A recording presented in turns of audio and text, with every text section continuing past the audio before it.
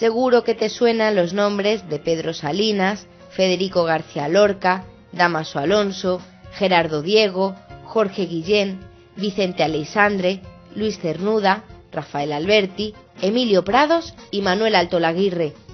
Son los poetas de la llamada generación del 27. ¿Qué rasgos tenía esta poesía? La poesía del 27 tiene 3 etapas bien diferenciadas. La primera es la que se desarrolla hasta 1927. ¿Por qué? Porque es cuando se juntan para celebrar un homenaje a Luis de Góngora, y este es el año que da nombre a su generación. Hasta este año podríamos definir los rasgos de su poesía con una palabra: influencia. Sí, porque la poesía del 27 tiene la influencia de la poesía sencilla de Bécquer, de la poesía pura de Juan Ramón Jiménez, de la poesía vanguardista, del romancero español y, por supuesto, de los clásicos, como Góngora, Quevedo o Manrique. La siguiente etapa llega hasta el año 39, después de la Guerra Civil. La poesía se socializa y rehumaniza.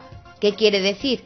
Que tocaba temas humanos y el poeta pasa a escribir lo que ve y lo que le rodea es una época convulsa. Además, la mejor manera que encontraron para expresarse fue el surrealismo.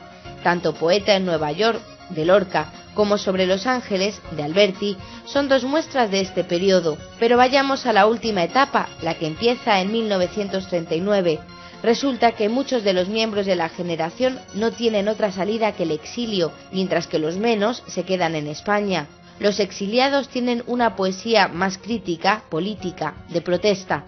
Además, echan de menos a su país, España, y en sus versos puede apreciarse esa nostalgia. En cambio, los poetas españoles que no se exilian siguen unas tendencias muy parecidas a las de la poesía española de posguerra. En la década de los 40 tienen una poesía existencialista en la que el escritor se cuestiona el mundo que lo rodea, aún impresionado tras la guerra civil. En la década de los 50 se pasa a la llamada poesía de realismo social y por último en los 60 se produce una renovación poética.